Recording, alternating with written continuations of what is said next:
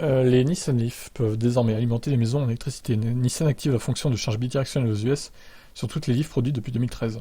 Les voitures peuvent ainsi servir de batterie lorsque vous ne l'utilisez pas, à alimenter la maison. Mais l'intérêt est aussi d'améliorer la distribution d'électricité avec un mix énergétique qui compte une part croissante d'énergie intermittente.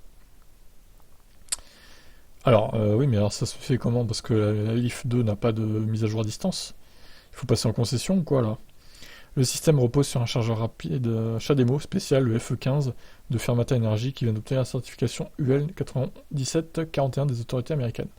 La promesse de véhicules qui peuvent servir de batterie pour la maison et les réseaux électriques remonte à 2012 chez Nissan. L'idée était de permettre à la voiture d'alimenter la maison de son propriétaire en cas de pic de conso ou situation d'urgence, mais les contours de ce que Nissan comptait exactement faire restaient flous. On note, au passage, que Nissan n'est pas le seul constructeur à doter ses véhicules électriques d'une technologie de charge bidirectionnelle. Le pick-up F-150 de Ford dispose lui aussi d'une technologie similaire, de même que la Ioniq 5. Alors attention, c'est pas tout à fait pareil là, on parle d'une voiture qui est reliée à la maison, qui donc alimente la maison. Elle alimente pas des appareils individuels en fait, elle est reliée à la maison.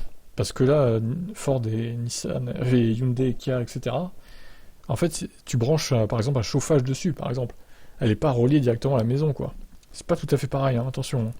Et je préfère limite le système de Hyundai Kia, parce qu'au final, quand il y a une coupure générale d'électricité, bah, que la Leaf soit reliée à la maison, je suis pas sûr que ça continue d'alimenter la maison, finalement, puisque la coupure vient de la ville ou autre. Donc bon, je sais pas, c'est à réfléchir, ça à étudier, on va dire. Certains fabricants comme Wallbox proposent déjà en France des solutions pour brancher votre voiture en bidirectionnel à votre maison et au réseau électrique. À l'inverse, Tesla semble, pour leur bouder le concept, préférant mettre l'accent sur des solutions de stockage sur batterie dédiées comme le Powerwall et les solutions industrielles de Tesla Energy.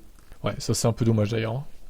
Selon le fabricant du chargeur Fermata Energy, cette nouvelle possibilité peut réduire le coût global lié à l'achat d'un véhicule électrique en permettant par exemple de bénéficier en permanence de tarifs heure creuse, en puisant l'énergie de la voiture lorsque l'électricité coûte plus cher. Le président de la firme David Slotsky souligne également que ces technologies peuvent permettre de réduire les difficultés sur les réseaux de distribution américains en situation de sous-investissement chronique. La recharge bidirectionnelle est disponible sur toutes les Leaf.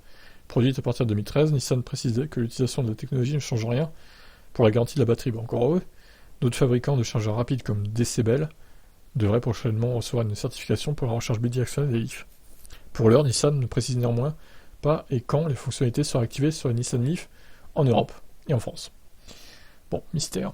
Bon, vous me dites ce que vous en pensez. Est-ce que ça pourrait vous intéresser d'avoir cette voiture qui peut alimenter votre maison? Alors on rappelle que la Leaf 2 n'a que 40 kWh de batterie, attention, hein. Donc déjà que son autonomie est ric-rac, si en plus on bouffe son électricité à alimenter la maison, on va pas aller très loin. Mais bon, ça c'est un autre débat. Allez, ciao.